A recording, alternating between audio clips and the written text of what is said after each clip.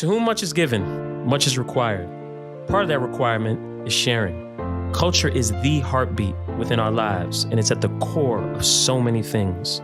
While we live in a time when we are starving for wisdom, I welcome you to your wisdom retreat at Culture Raises Us. Yes, so today's guest, Rajah Caruth, is a full-time professional race car driver who's also a junior at the HBCU, Winston-Salem State University, pursuing a major in motorsports management. I want to welcome you to this space, firstly. As we normally look to kind of speak with cultivators across multiple industries and environments, and I think you, my friend, are embarking on setting a very, very impactful, what I call standard of excellence, right? Moving forward. And we'll talk about that shortly. But before we do, and before you tell us a little bit more about yourself, we always start the conversation with this question. When you think or hear culture, what does that mean to you? First and foremost, thank you for having me on. And when I hear culture, the first thing that comes to mind is family. So my Caribbean heritage on both my mom's and my dad's side, to growing up in D.C. and spending my elementary, middle, and high school years there, to moving to North Carolina when I turned 18 and graduated high school and attended Winston-Salem State University, or I'm a junior, so I'm still attending there, and living in Concord, North Carolina, and getting adjusted to the culture of racing.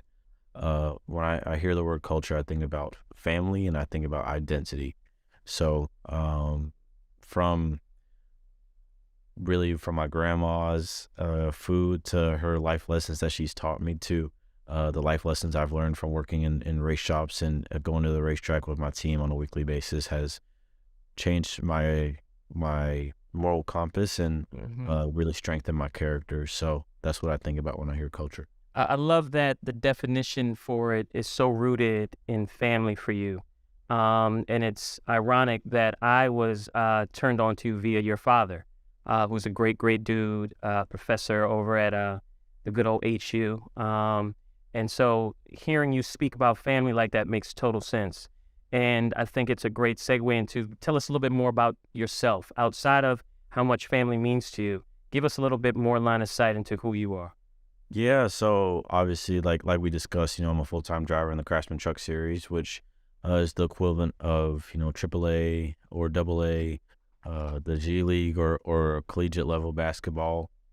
And so really, in this division, right, you have veterans that compete here on have been here for years and are okay with that for various reasons. And then you have younger cats like me that are using this division to hopefully be, in the Cup Series one day, and which is the equivalent of the NBA, NFL, MLB, and so on and so forth. So that's where I'm at as a driver, and I started very late compared to all of my counterparts. I started racing virtually on this platform called iRacing when I was 16 years old, and didn't get into a real car till I was 17, whereas literally everybody I'm racing against started when they were 5, 7, wow, 10 or 12 years old. So, right.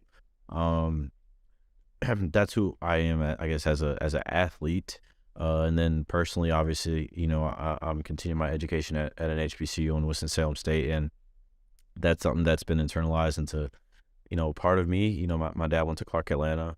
Nice. And, I have teachers that have gone to Howard, to FAMU, to Hampton, to Tuskegee, and so I've understand the importance of continuing my education at HBCU. So aside from that, I love basketball, I love music, I like art and nature. So I'm a pretty low key dude, but on the racetrack, under the helmet, I'm a different person than I am outside the track. That's awesome. I obviously have an affinity for HBCUs as I too attended one. So to hear the legacy that lives within you and your family is a beautiful thing. And as I mentioned to you earlier, I think you're part of setting a very new path and narrative around motorsports and people of color within it. And this is obviously not a small task by any means, but I think it's our responsibility to set you up for success, right? And pour into you accordingly with the necessary tools and support so that you can fly. And as you enter this race car culture, it would be good to see where your head is beyond, just the racing achievements, right? And what are the other ways you see yourself impacting and being involved in the sport and the culture within it and around it? I think for me, I know who and what I represent, and that's something I welcome. The Black community, the Caribbean American community, I welcome that and I cherish it because it's a part of who I am. And Mhm. to bring that, light, that culture into the sport is a blessing that I get to be one of the, I guess, the chaperones and ushering that in. And so, uh, I really, I guess, fulfill that by just being myself and treating people how I want to be treated, and not being afraid to listen to the music I listen to, or wear the clothes I wear, or the jewelry that I wear, or That's right. just little things that I say. And with that being said, I've really been met with open arms by not only the people on my race team, but also the individuals in this industry.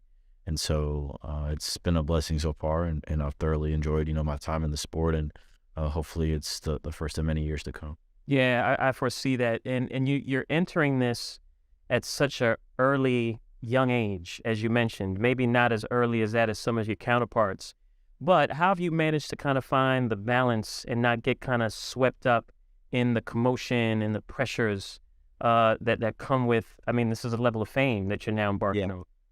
I mean, it's definitely interesting because, I'm a pretty reserved person, and a lot of literally the cameras and stuff like that is an adjustment to me. Mm. And so I've had to learn how to just be comfortable with that in public speaking. And, and in school, I felt like I was a quiet kid, and I played sports. I ran track, I played basketball, I played soccer. And so I have that athletic competitiveness and intensity inside. But as far as everything else is concerned, man, I honestly had want nothing to do with it. And so Yeah. it's been an adjustment to learn how to be professional and understand that, like, I may get to race, but all this other stuff comes with it. And for me, it just comes back to my passion, and the passion isn't rooted in my work ethic. And so I love this, and like that Drake, DJ Khaled, and I don't know DJ Khaled not song, but Drake, Eminem, Wayne, and Kanye West, the Forever song, like that is like one of my models. It's like this is all I've ever wanted. So Mm. So that's like your theme music. That's your theme music. kind of, I like a lot of different music, but that's probably one of my theme songs for real. I love that you talk about this transition of getting comfortable with the environment and the industry and the culture and doing it in a way where you maintain the integrity of who you are. It sounds like Yeah. you're not trying to deviate from your core to assimilate to a surrounding. You're trying to be in the surrounding in your own authentic self.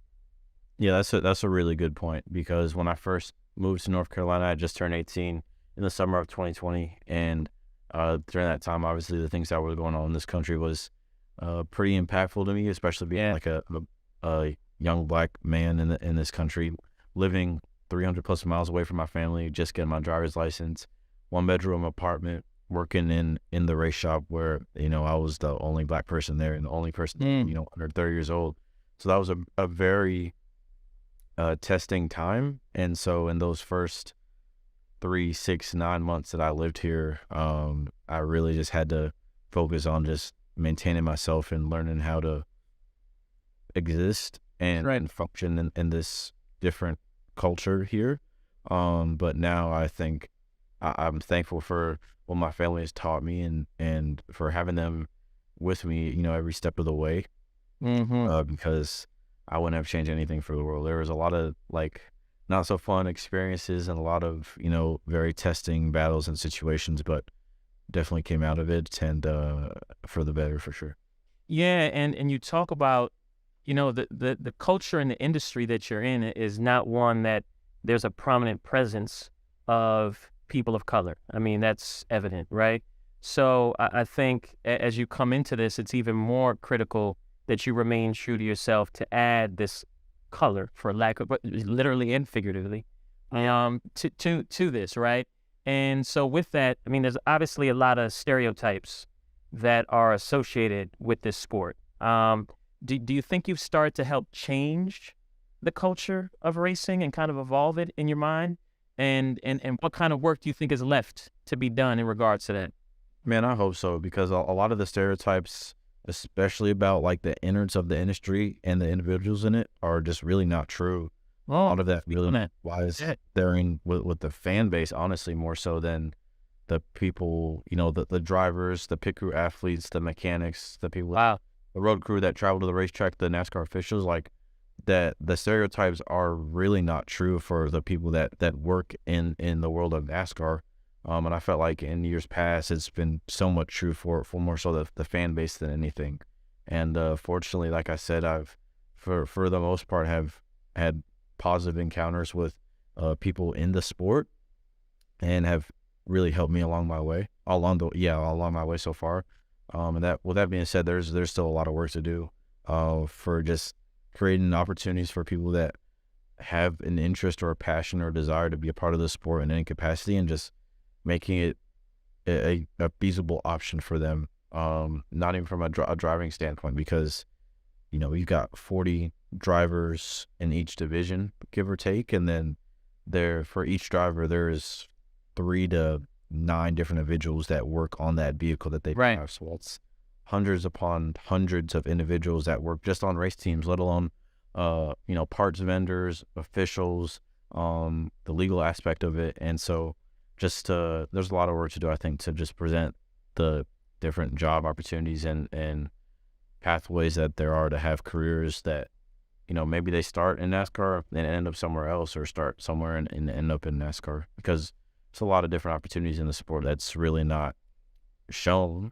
Right. um, you know because obviously you've got to market your star athletes, just like That's right. That's right. yeah, the NFL, you got to market the people that are out there competing, but there's so much that goes into it, and it's a lot of individuals that put their Are contributing to your excellence, right? for To your sure. excellence. But you gave a great insight into something that I didn't think about when you broke it up in terms of the stereotypes around race car driving, right? You broke it down into, it's not like that inside the industry of professionals and all the team members, but it's more so that of the fan base, which it sounds like there's opportunity there for change and significant change, as opposed to the whole, right? And you're giving line of sight to inside, it's not as bad as people are perceiving it. Right. And I mean, even with the fans now, like, it's a lot different than it was even 5-10 years ago, and Yeah. in a positive context. I didn't grow up going to races. I went to my first race when I was 12.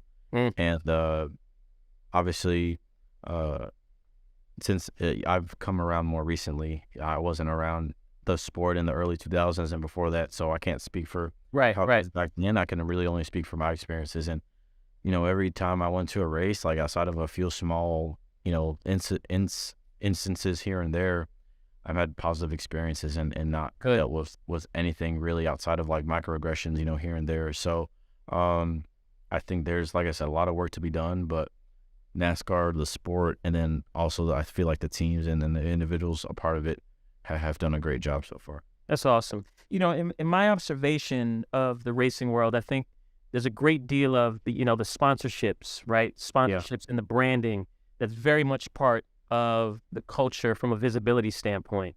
And as you're building your brand, because we do know you are a brand, so we got to remember that. Yeah. And a vessel of purpose, the Rajah brand.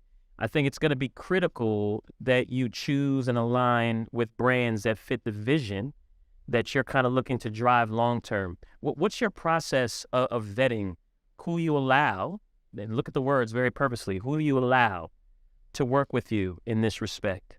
Man, it puts the emphasis on the power of discernment. I feel like from really over the last almost a year, I grew up in a Christian household loosely, and so grew up going to church on Sunday, and that honestly got away from that really up until I moved here. And so as I've grown up more, I've really got back into my faith. And so one thing I've learned about through that is the importance of discernment. And one of my good friends, Abby, really shed light on that to me. And I've learned, like, there's always like ulterior motives and agendas for the That's right. most part, which That's right. a lot of them are sincere and intent and genuine, and a lot of them are not. And so for me, I spoke about family earlier, and I bring it back to that as to I rely on my dad, my mom, my little sister. My little sister does like my social media.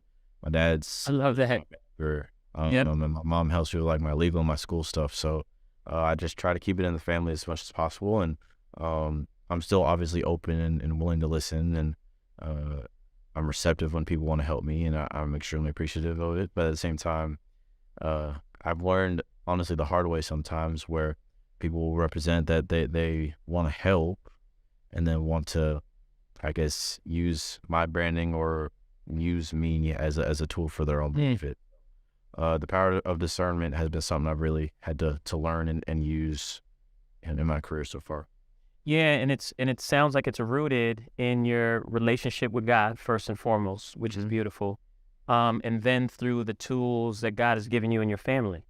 And with that foundation, you're going to be in a very, very good place to make some significant change and be a change agent coming from and rooted in all the good things. So I'm so glad to hear that. And you kind of have touched on this a little bit, because I'm also looking to find out, so how do you approach the business side of this, right? What guidance have you received to kind of ensure that you're in an equitable position, not just a position, because it's not, we're not cheering just to be in the room, right? Yeah. Those days are over. And I'd love to get your sense of both short-term and long-term, and what mistakes are you kind of looking to avoid, and what new areas are you kind of hoping to capitalize in? Yeah, really, I got to start with my dad. Like, he went to Clark Atlanta, like I said, but he's been around in the sports industry and in the music industry, the record industry in particular. And so he's given me so much knowledge and really showed me things, so that way I don't have to learn punitively and That's right. learn the hard way. And so, to be clear, I've made, plenty of like mistakes on my own, financially and personally, socially so far, but a lot of the stuff I haven't had to make those missteps because he's showed me like, all right, you don't need to be doing this. Maybe represented to go and get like, a Cuban link or go and get a car note because you just can, but it's like it is not equitable long term. And really, I learned that from my dad and from my entire family, but also from people that I've met in this industry and outside of this industry, from people I've met in the football world to the music and movie industry world. People have really kind of shown me the way. And so Alvin Kamara told me to keep the main thing. And so that is something that I've really tried to work by, because it's easy to get distracted by things. That's right. Literally shiny things. Discernment. Here's your discernment moment. You see that check cash or the deposit cash in your bank account. It's like, all right, I can go and buy this, that, and the other. And it's like, probably shouldn't do that. And I learned a lot about, honestly, like how to treat people, because it's easy to like get some sort of social status that I don't see it as that, but it seemed like that to other people, and use that in a positive light and also a negative light. So one thing I've really tried to work on and continue to do so is like, no matter how successful I get in this racing world, and outside of that, because although I want this to be my end game, I know it'd be naive to say that racing would be all that I do. Right. I just try to ensure that I stay as humble and stay my personality as well, and at the same time, set my own boundaries. Yeah. So yeah.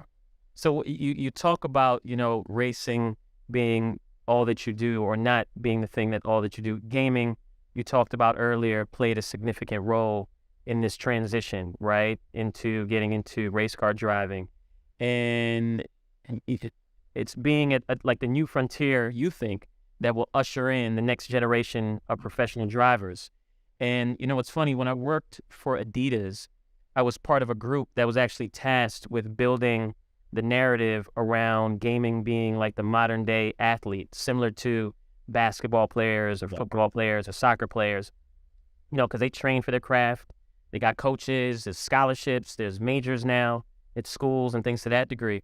And in our exercise of looking into this, we identified a great deal, doing this research. And one of the things we found was that there was this intrigue that was very intriguing to me, was how much gamers needed exercise to recover from gaming, right?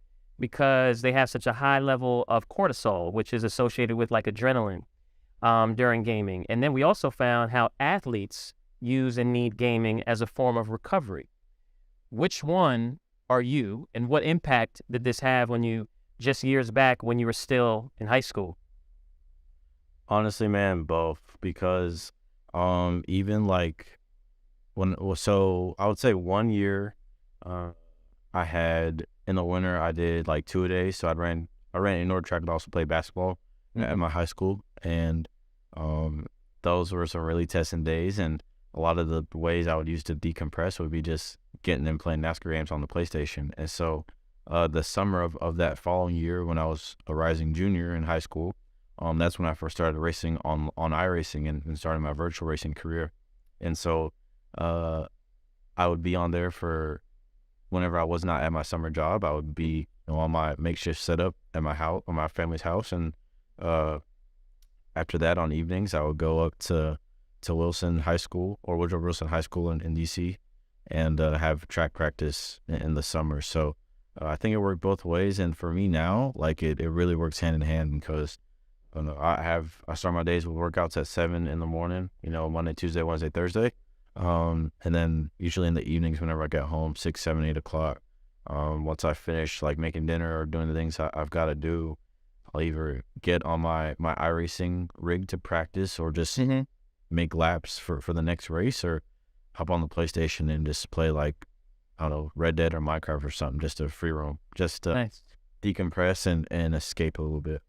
Good for you. So how will gaming change, do you think, the accessibility to the sport and the culture, future of this sport? I think it's going to continue to change it in such a positive light, and also just provide more opportunities, because the only reason that I am able to race right now and I'm in this spot is because of the legitimacy of the iRacing platform.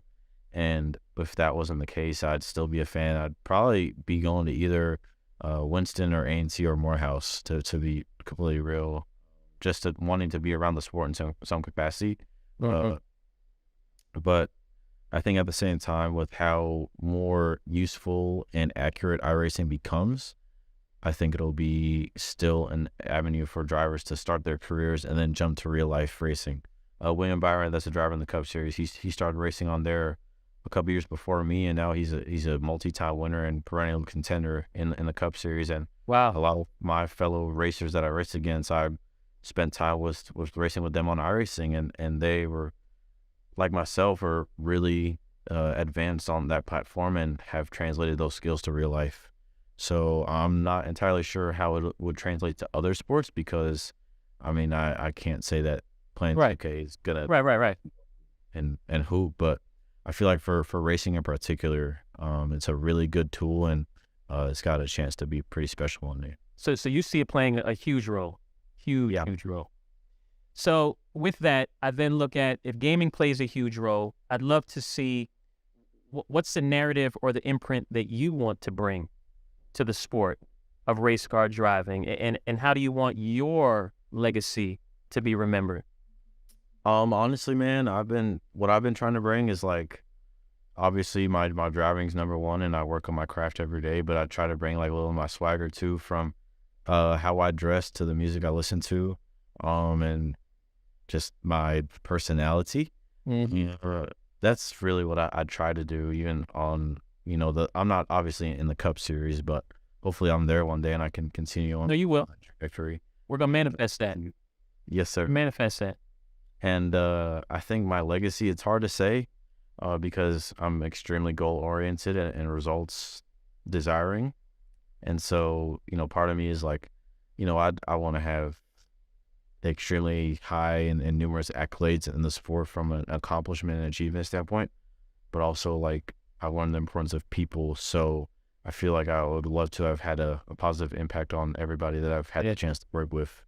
I see that as hand in hand because competitively, I mean, I want to be the best, but also like, you know, it's a people sport. It's not just cars going, in circles. Yeah. So it's twofold for that for me. So you talk about the importance of people. Are there people that inspire you or have inspired you outside of your industry? No question, no question. I have to say my number one is Chadwick Boseman. From playing Jackie Robinson and Chris Brown. Jackie Robinson and James Brown. and James Brown to just 21 Bridges and the things he did for Howard and also just how he was as a person. That's one of my really big role models, and Love that. it's really obviously unfortunate that he passed away. But that's one of my biggest heroes outside of the sports world. Just how to be a professional and just be a human being. Yeah. That's my number one. And then also, I hope this isn't weird, but so I love superhero movies, and movies are something I just enjoy to watch, and I'd really drive a lot of inspiration from characters in the movies. So that could be from Marvel movies, DC movies, Yep. the Cars franchise, and really you name it. I draw inspiration from I guess fictional characters. I seen this TikTok about it, and it was like that's literally what I do. You sound like my daughters. You sound like my daughters with this movie stuff, the whole Marvel universe and all that. Yeah, But that stuff. when you talk about Chadwick and you talk about how short of a time he spent here, and you look at how big of an impact he had with his time. And so I look at you and think another piece of motivation, hopefully, is looking at if you're given more time, just imagine what you're able to do based off of the inspiration that was put in you through Chadwick Boseman, right? No questions. As I look at it the same way. Good. And so, because many of us, are on our journey of kind of figuring out our why. And you're probably going to start hearing that a ton if you haven't already. And what our purpose is that God has kind of put within us. And do you have a sense yet on what your purpose is? And do you make an intentional choice to ensure that you don't deviate from your why? That's a great question, man. And honestly, I had a talk with my mom about this like probably half a year ago, and it was kind of a rough point in the season last year. So in the division I was in last year, started off the season really nicely, was leading the points, run up front, leading laps for like over half the year. And then the back part of the year, everything kind of fell apart from mistakes that I made to personnel changes and just flat out having bad luck and hand-me-down equipment. It just didn't work out. And so I put a lot of that on my shoulders, and in reality, it was probably not the best to do that because a lot of it was out of my control. That's right. And so my mom's really told me that I do not lose worth or purpose based on my career, and it doesn't affect me. And that's something that I've had to learn because racing is my everything, and I care about it so much. But at the same time, if racing goes away, I still have purpose. That's right. And I would just find what that is. And so the way I've seen it now, and it kind of changes on a semi-frequent basis, but it's like, right. I feel like my purpose right now is to be the best race car driver I can be, and be there for my little sister as she transitions into college, and be there for my grandma, my mom, my sister, and my dad. But at the same time, I know that racing won't be forever, so it's a day-to-day Nice. change. But at the core of it, I'm just extremely motivated to just dive and give everything into my craft and do whatever it takes. But at the same time, people matter to me. So from, like I said, my family to like the people on my race team, like this week, they've been here to like midnight almost every day, like working on the vehicles to race this weekend. To me, that means a lot because I'm the one that gets to drive the vehicle, and the work that they do and the sacrifices that they make for their families just so I can go out there and chase my dreams is it's really amazing.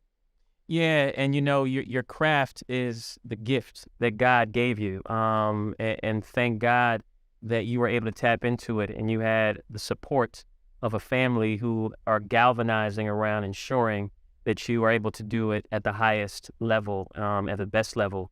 And you could look at the correlation and how it's consistent with even the team that is currently there with you, working Yeah. on your vehicles to prepare you, right? So please understand that the master orchestrator of all this is God that's doing all of these things. So another thing I'd love to share with you, and I think you said an instance where you've gone through this, is you put all of it on your own shoulders, right? You thought it was just you. None of this is all you. You're not in this on your own. Yeah.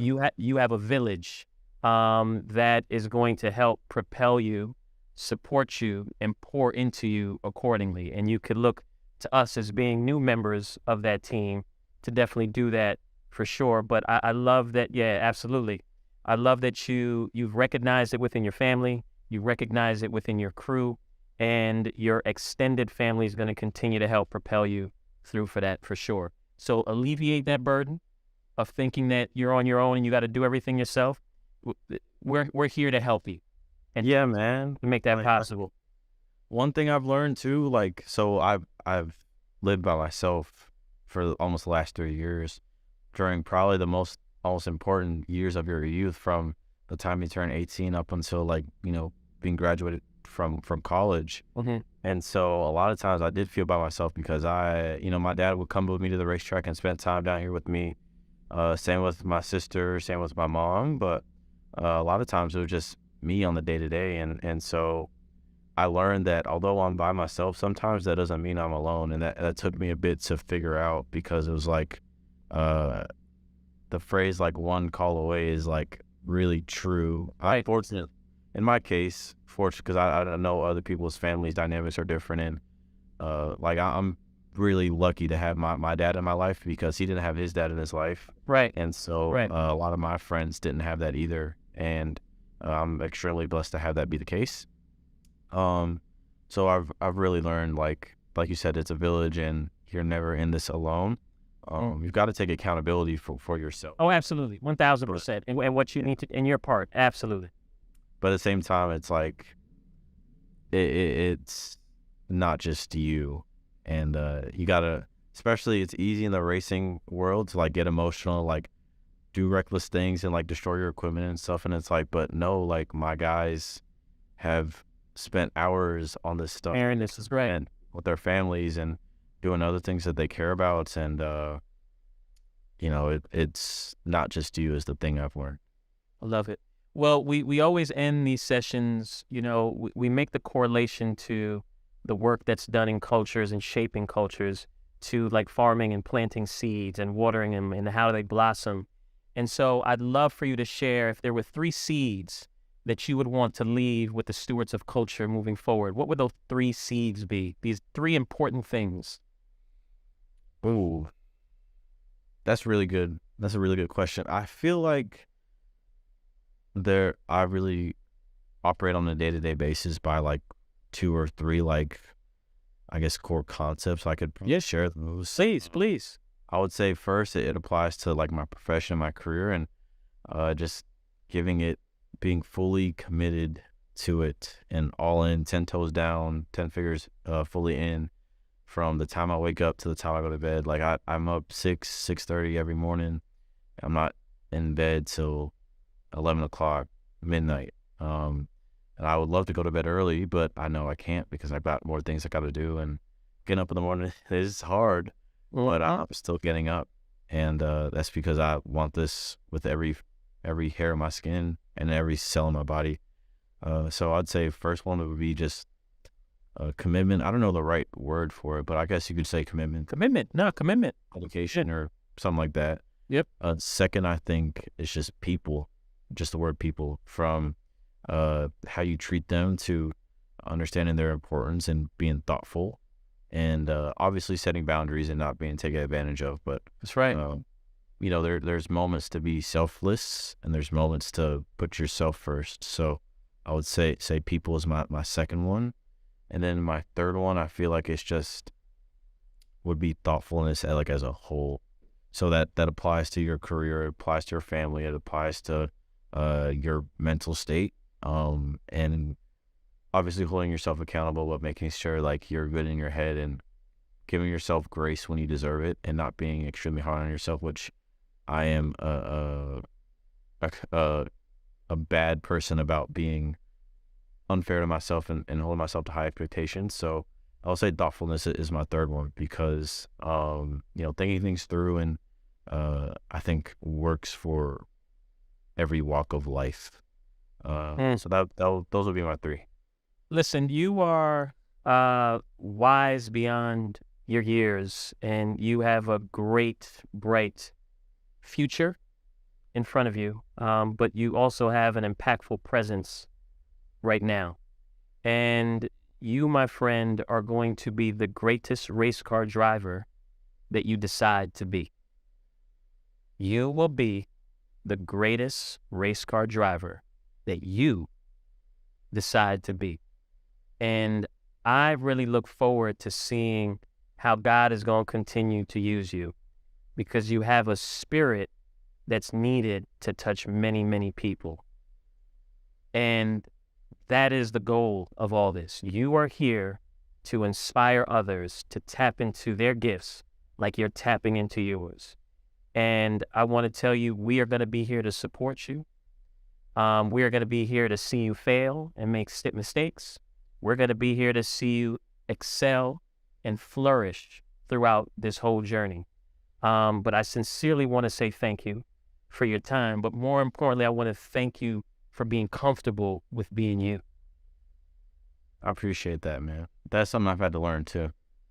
Like, this is my body, my skin, my soul. So we're all a work in progress, and it's going to be a constant learning. You're going to be learning for the rest of your life, but you have a sense of discernment that's going to help your learning accelerate you to be the greatest race car driver you decide to be.